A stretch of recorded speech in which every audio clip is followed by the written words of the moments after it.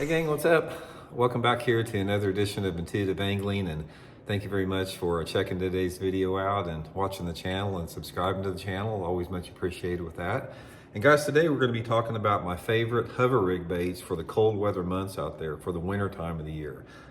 We've been doing some stuff on the hover rig all fall, and what I'm going to try to do here is I'm going to try to go over my favorite hover rig baits for each season, because the rig works good on different bait categories based upon the water temperatures and some conditions. So I'm going to show you my 4 favorite setups for the winter time of the year. So we're going to go over that in today's video.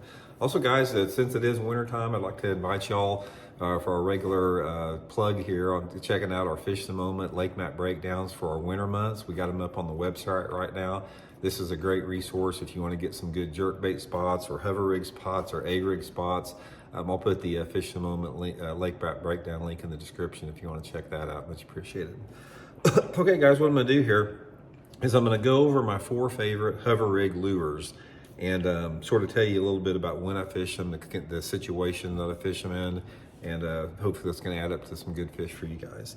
So the first one, guys, let's talk about, it's the Megabass 3-inch spark shad on the hover rig. Now, the weight of the hover rig, as far as the head on it, totally depends on how deep I'm fishing or how hard the wind's blowing. Obviously, if it's a windy day, I'm going to go to a little bit heavier head, vice versa. If it's calmer, I can go lighter. But I like to go as light as I can get away with. If I had one head that I really like, it's the 1/16 of an ounce. I really like the way it makes baits fall, but I use all the different sizes. It's just matching the conditions. But anyway, guys, the time you want to try the 3-inch spark shad, and also guys, I will put all of my my Tackle Warehouse links in the description for all the baits I'm talking about here if you guys want to use those links to try some. But anyway, the 3-inch spark shad, this is what I fish for when I'm fishing for suspended bass horizontally. In other words, if I am confident I know where there's some suspended fish at in the winter time of the year, I can cast the little spark shad out there, usually on the 16th, maybe an 8th at the most, out into those areas. I count it down into the zone that I think the fish are in, and just simply slow, steady retrieve with that. Not much, extra to do with that. And a lot of times what I'll do, say for example, if I'm jerkbait fishing and I'm fishing a point or something out there, if I start noticing like some shad schools on my 2D sonar that are down 10, 15, 20 feet or whatever, and if I can notice any fish, sometimes I'll start throwing this thing out, just fan casting it deeper on those points.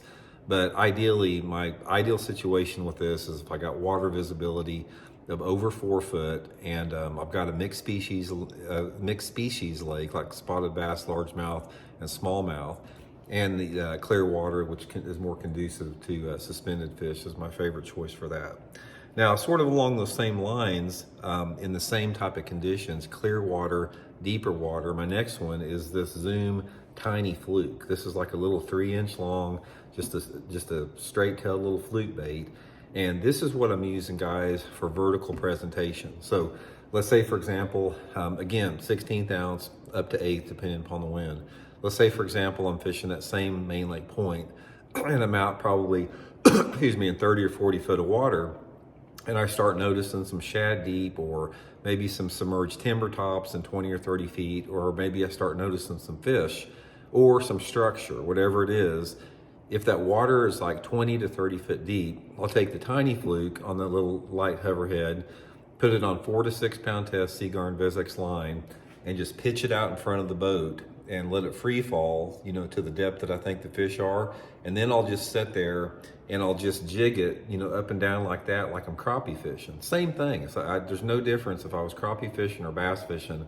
This little Tiny Fluke works really good in a vertical presentation like that. And sometimes I'll snap it up, and the hover head will allow it just to sort of spiral down like that, generate some strikes. Really good for vertical presentation. Now the next one, this is one you probably may not have tried, is a 4-inch soft plastic stick bait, just a little 4-inch Cinco, or whatever straight little 4-inch stick bait here. Now this is really good, guys. I've experimented with this a little bit this fall, and this thing is really good fishing it on the bottom or close to the bottom, well, pretty much on the bottom, around steep banks, like bluff type banks.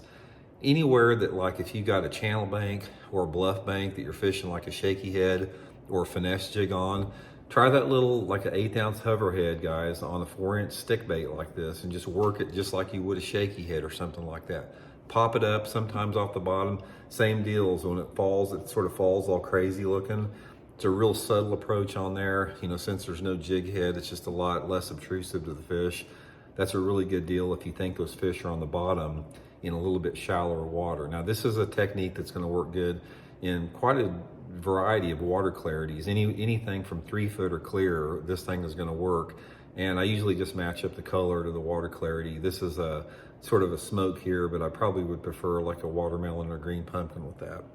And finally, guys, is the regular full-size Fluke.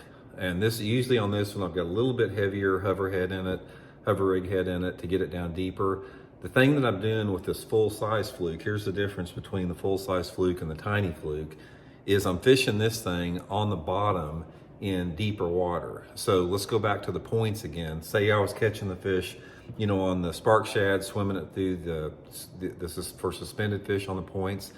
On those same points, I'll take the full-size Fluke with a little bit heavier hover rig head, throw it out, let it hit the bottom, and just make short snaps off the bottom, almost like you're fishing a spoon. So this thing is on the bottom, then you jerk it off the bottom a couple feet, and again, it spirals down to the bottom, and it works very similar to like a spoon bite, because you know when you flick it out there and you jerk it off the bottom, you know, on the way down, you'll just see your line twitch like that.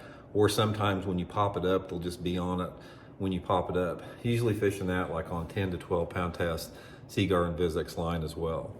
But anyway, guys, those are my 4 favorite cold water hover rig baits. Is the full-size Fluke, the tiny Fluke, 4-inch stick bait or like a Cinco, and the 3-inch Megabass Spark Shad there. So really good anytime the water temperatures are in the 40s or 50s. And specifically, guys, these baits are going to be better in some type of a rocky or gravelly type lake that has a little bit cleaner water. This is a cleaner, colder water technique, and it works. If you had one scenario where it works the best in, it's like I said, water visibility over 3.5 feet, rock cover, and some type of a mix of species of bass, where you have not just all largemouth, where you got maybe a little percentage of smallmouth and spotted bass mixed in. Some place like Lake Martin in Alabama would be a good place, Logan Martin, Lake Lanier, Lake Cumberland, Ozark Lakes, whatever like that. So anyway, give me a try, guys. All my tackle warehouse links in the description for them. Hope it helps you guys catch a few, and we'll talk later.